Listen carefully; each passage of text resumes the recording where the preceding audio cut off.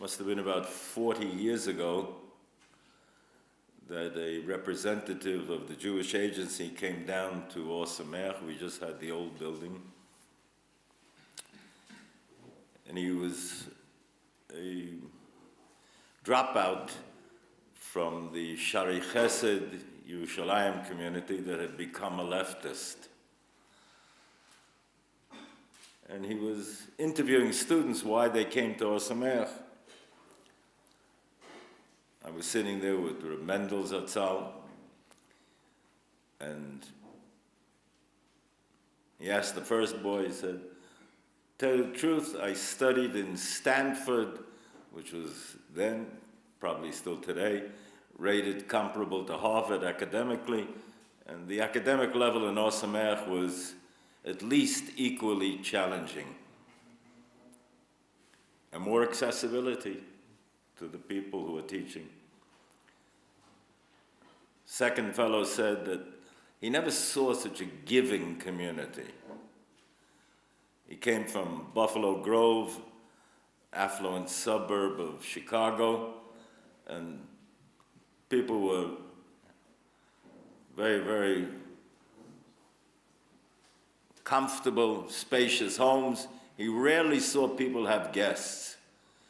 Here, Yerushalayim, everybody's cramped, crowded, dinky little apartments, and they're always stuffing in guests every Shabbos. So there must be something unique about this community. I'll have to investigate it. Third fellow stopped and thought, and he said, "I'll tell you the truth. Friday, we went out to the lot before the building was built there. We played baseball with these rabbis. A whole week they learn, they study, they teach. They come out once a week and play, and they played so well, I figured there must be something mystical to this stuff." At which point Rivlin turned to me and said, "Im ze mutar l'rosh yeshiva l'sachek baseball?" Only if he plays well, otherwise it's chil Hashem.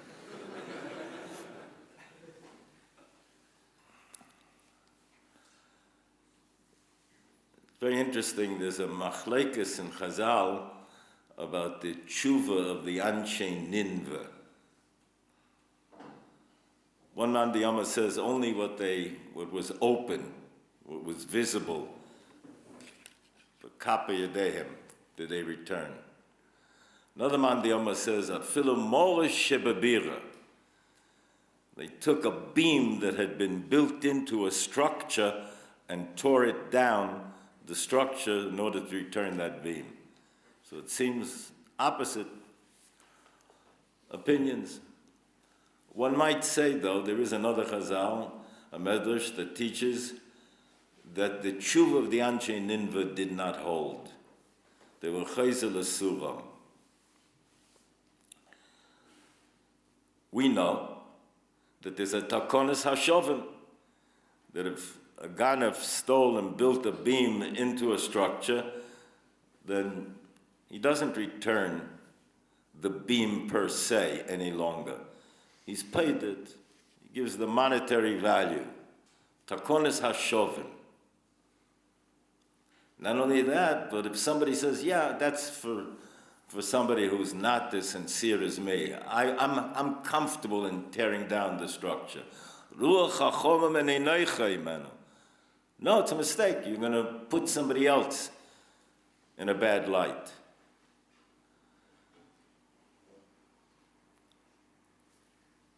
Chazal understood that there's a structure of personality as well. When somebody comes in to Or Sameach, we say, no, don't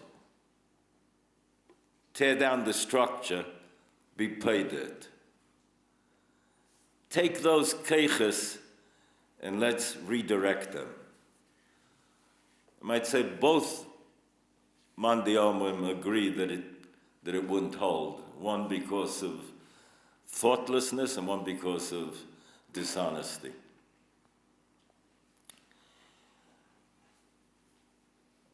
what Rabbi Yeshua just spoke about, the era in which we live. Balak sends an email to Bilam, Am Yotzah Mitzrayim, V'chisa Sein Haaretz. Most people learn. So many of them can't see the ground. Sasemes says, they've changed our attitude towards the material world. V'chisa Sein Haaretz. V'hem yoshvim muli, they're now settling opposite me in direct contradiction. It's not one long party. It's not one long series and sequences of indulgence. That Gashmias, they say, has Ruchnias. They say they're in the tzeitzes of Kedusha. You have to squeeze it.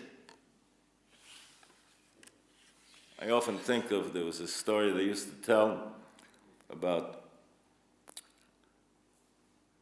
Jew, New York, gets lost, wandering around, and he winds up in an Irish neighborhood, and he's looking for a place to escape.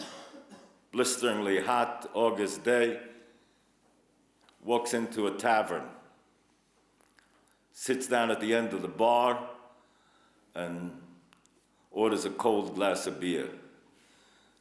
Two Irishmen, burly Irishmen, sitting at the other end of the bar, and they're having a contest. They're taking oranges and seeing who can squeeze the orange and produce more juice, just with his hand. This is going on for about 15, 20 minutes. Finally, they take note of the little yid sitting at the other end. They slide down a glass and an orange, and they say, "Okay, Jew, let's see what you can do." Very, very nonplussed, unimpressed. This little yid says, "Please give me the orange that you just squeezed." They're astounded. They slide down the orange they just squeezed, two of them. This yid takes the squeezed orange, re-squeezes it, and fills up an overflowing glass of juice. You say to him, "How'd you do that?" "I'm a fundraiser for a Jewish organization."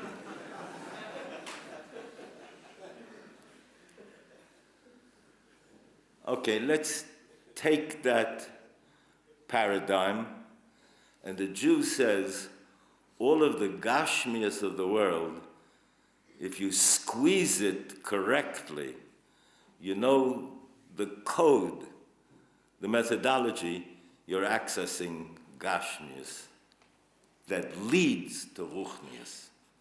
And it's the only way to get to the Ruchnias. Was at a chuppah the other day, was reminded, isn't it fascinating? Do the chuppah under the stars. What a mystical, poetic moment in the life of a person. Dafka under the stars, Dafka connecting to the mystique in the history, how unique each star is, the multitude of different various shapes and forms. What's the first thing you do after you recite the Birkas Hanasun? You read the Ksuba. What is the Ksuba? It's a worse scenario description of the obligations of the Chosin to the Kala. Isn't that jarring? Isn't that a contradiction? No. That's the genius of the Jew. Sulam mutzav arza, v'roishe magia shamayim. It doesn't connect to shamayim unless it's mutzav arza.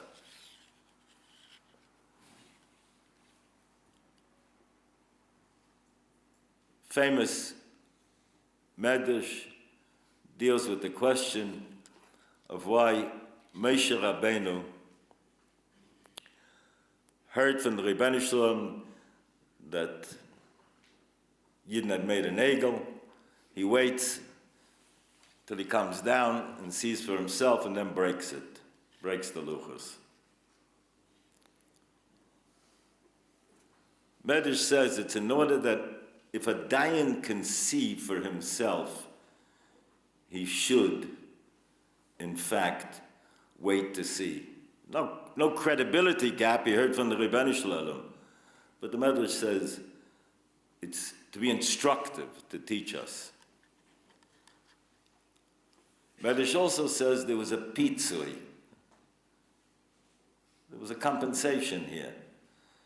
That though the first luchos had a certain dimension of spirituality, one could look at the Oisius and all of the Torah Shebal Peh that was needed came through seeing the Oisius. Subsequently, luchos shnias, it would be Shakla Vitalia, question, answer, discussion, hilchos, iyunim. There's a different surah of Torah Shebal Peh. Beis HaLevi says that, in a sense, by luchos rishonos, Beis HaLevi in the Tshuvas Chai says that the first luchos, it wasn't Yisrael v'HaKadosh Baruch Hu and the Torah Chadhu yet, because the whole kedusha was in the Oisius. The second luchos, the body and person of the Jew becomes the klaf on now which is written the Torah Shebal Peh. The Torah Shebal Peh in its internalization now becomes one and parcel and part and parcel of the person. It's a new metzius. That's what's needed in the world now, post luchos rishonos. Ben Abachai says that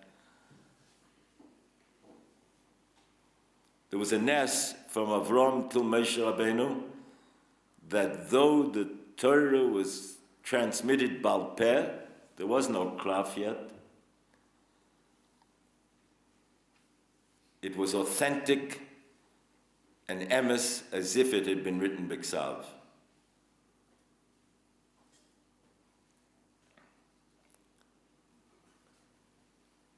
And as Rabbi Simcha says that by Mei Mariva, had Moshe Rabbeinu spoken to the seller instead of hitting it, it would have been a reinforcement of Roya Mesakoilis.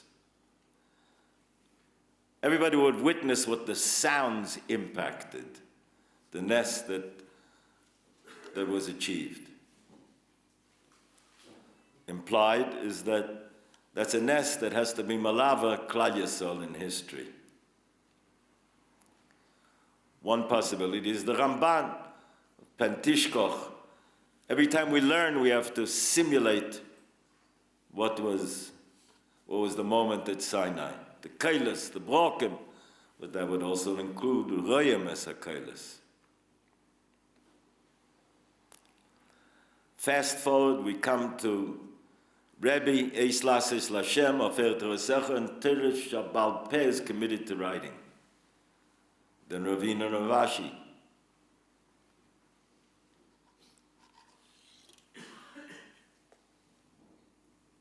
If they're going to commit it to writing, all of the milas of Teresh Shabal Peh are then forfeited. The fact that you need a Rebbe, the Asik B'Teirah, the Amelis, it's all written.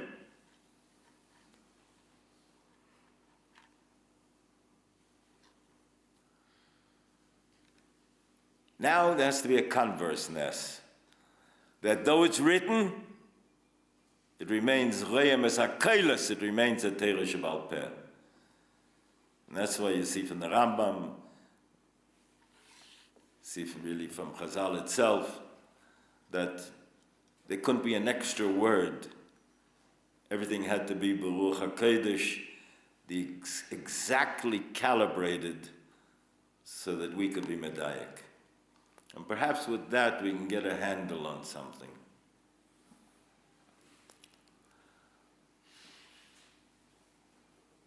Or Chaim HaKodesh says that Rei Anochi Neisen Lechnechem es HaBrocha, es HaBrocha Asher Tishmun, says the Or Chaim HaKodesh, the Asher Tishmun is because Shmiya is internalized. Doesn't say Asiya, doesn't say Shmira, it says Shmiya. It means the Limud HaTorah has to be internalized. Brings the Psichte, Eicha, that Amor Shabbat Machzir L'Tshuva.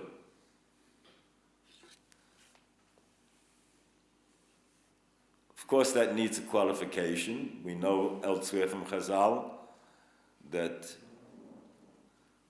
there's a description of a Talmud She'eino Hogim. Perhaps that's only one Shita. But there is a concept, an idea that is brought again, that if it's Lekanta, if it's to reject or to utilize the halacha in an inappropriate fashion, then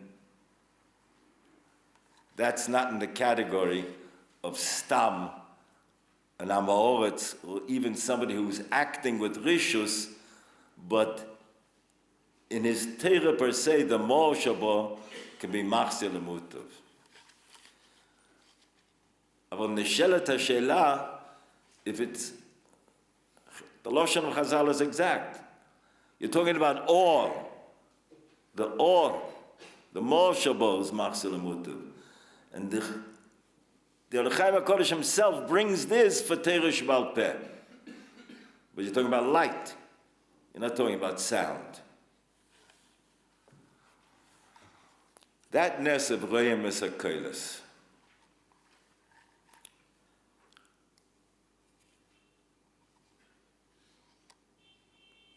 One might make the case that the Rebbeinu Shalom is makdim, always the refuah to the Makkah. We heard Rabbi Yeshua just spoke about the door in which we live, the challenge. Remember 30 years ago, it was by Rav Shach.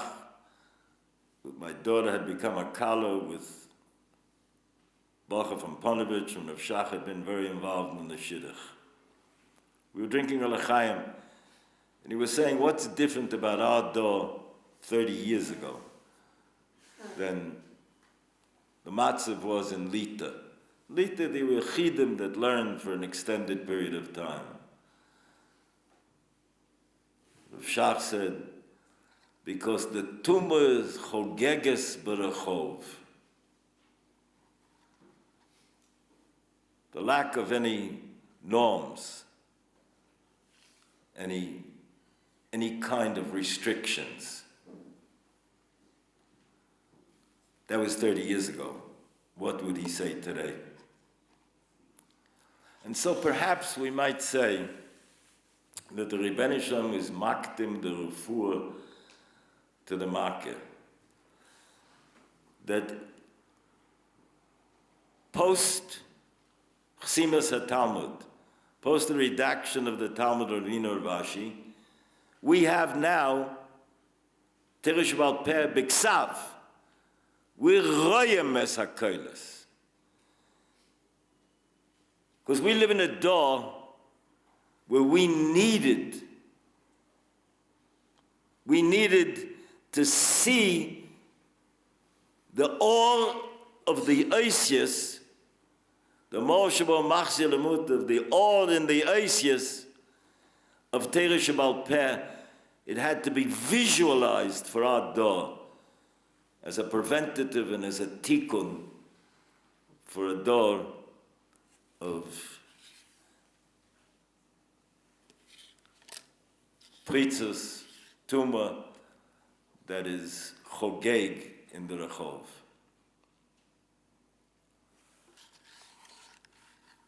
I think it's true for all of us. I know it's true for all of us. And it's a Kal V'chomer beno shel Kal V'chomer that it's true for a Baal Tshuva, potential Baal Tshuva. Often happens here in Or Sameach that a Bacha will come over after he's heard some of the lectures, been here for a while, many of the lectures, come over to one of the Rabbeim, to me, and I say, okay, Rabbi, I've heard the lectures, now give it to me straight. I'm pretty persuaded this stuff is true. Now the truth, how long am I in for?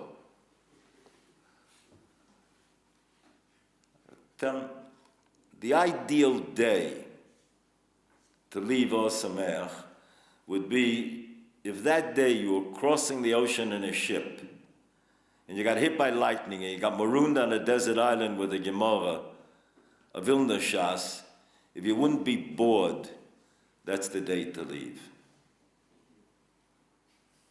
Because then you've reached the point of having a sense of pleasure, an aesthetic pleasure, what we call geschmack. You're enjoying the learning. But it takes a certain amount of effort to get to that point. But that's what the neshama is yearning for, and that is what is the comprehensive whole. As Rabbi Yitzchak spoke, we're talking about pots and pans and pits and contracts. What does it have to do with spirituality? No, that's the sulam mutzav also. It's the nitty-gritty of human existence is all encompassed. But meanwhile, on the way there, while you're watching those Shabbos homes, while you're still a spectator and you're just putting your toe in the water, you have to be engaged, your imagination, to get to the point that when you leave, this comprehensive view that you have a Talmudic worldview.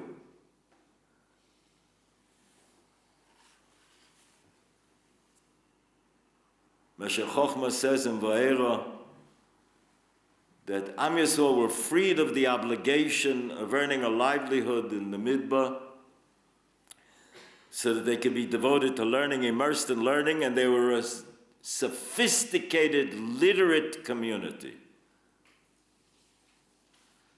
And therefore, we can take seriously their endorsement of their leadership. We know who rebelled. It was a minority. And that would be a model for a Torah community throughout history. Democracy, conditional democracy. There's a literacy test. You pass the literacy test, we're interested in your point of view. Fellow goes down to Hadassah and he's told he needs a certain surgical procedure. He says, wait a minute, I'm going down to the corner of Jaffa and King George and I'm going to ask the first 1,000 people that come by, do they agree? Patent absurdity. Because one surgeon, one expert's opinion is infinitely more valuable than hundreds of storekeepers, venture capitalists, lawyers, even politicians. And so, we want experts. I remember hearing it in the name of Rabbi Soloveitchik Zatzal. Somebody's out on a nature hike, he comes to a ravine that's traversed by a bridge, and he's told, the fellow who put this bridge together was a poet, never went to school to study engineering, he took it on as his lifelong hobby over the last 30 years, and he built this bridge. Said Rabbi Yoshe, I'd pay as a tourist to go see that bridge. I'd be very reluctant to cross it in a vehicle alone, avada, with my family. To bridge between deiros, you need engineers of halacha. The Baal Tshuva has to get to the point where he has to know who's musmach as an engineer of halacha and who's not musmach. He has to attain to a level of sophistication so that he can vote. The way we like to put it here in Osameach is, the Olam HaTorah, there's a democracy of opportunity, but there's an aristocracy of opinion. You can get to be part of that aristocracy, just become Rav Moshe. But until you are, at least have that level of scholarship that you can vote intelligently who are those people. And so, step one, the Derech Hashem says, if somebody is not learning Lekanta, he's not learning to be Moitzi the halacha from its context. He's learning merely as chokhmah. That's a beginning. As a chokhmah as other chokhmas. Because we begin with a deficit in a world that deep down understands the chisa as ein ha'aretz. They know that we've changed the Weltanschauung, the Hashkofa, the worldview. What is Gashmias? It's a resource for Ruchnias. And on one level, it's an indictment of anybody that doesn't own up to that. Because as we just heard, on the neshama level, there is that sensitivity to that awareness. And so, the Rebbeinu Shalom gave us a boost in our generation, that we could be Reyes HaKeilos. We can look and see Omar Ravina, Omar Ravashi. We can see the Havayas, the Baya Verova, and the awe that's there in those oisias, the awe, the light of the sound. We're Reyem as HaKeilos. That's what's Mentaher, the Einayim, is what brings to the aesthetic pleasure. Shmiya, you hear sound sequentially. If you hear sound A and B, Shtei Kolos Ubasachas Lein Nishmoyin. If you hear A and B together, it's a new sound, C. Ria, you can see panoramically. We have to be Reyem as HaKeilos to get to the point where we see the entire picture. Finally, Mabit says that the luchos, the way we have them, there are many shitas, but in the Beis Elokim he says There are much less oisius in the Bein Adam Lechaveri than we have in the way it's lined up, Bein Adam Lemokum, Bein Adam Lechaveri, in descending order. Says the Beis Elokim, says the Mabit, therefore the oisius in the Bein Adam Lechaveri had to be larger. I assume what he means. He says it's in order to be madgish, to emphasize through the deiros. That would be the big challenge, the weak underbelly of Klal Yisrael, the Bein Adam Lechaveri. I assume, he's assuming, that since the oisius held the luchos, not the luchos the oisius, they had to be balanced, so they had to be larger. But it comes out of that, Shmiya, you have to be close to here. What can you expect of someone whose father didn't learn and didn't daven? He didn't hear the Koila Torah. The Rebbe Shem gave every Jew the potential to be royem esakoilas, to see the sounds. He can see what is unique about our communities and our families, as we just heard. Every Jew has that capacity. Does it mean that we have become non-human beings? No. But adarabah, gam et zeh ani achnes b'teicha kal v'chomer. Given all our scars and warts and limitations, look what a tzibur has been created by mere human beings because of these kailas, because of the Koyach HaTorah. That, with the Masikas of Torah, is something that is happening, is being shared, and can be shared that much more. But after 45, starting the 46th year in Osameach,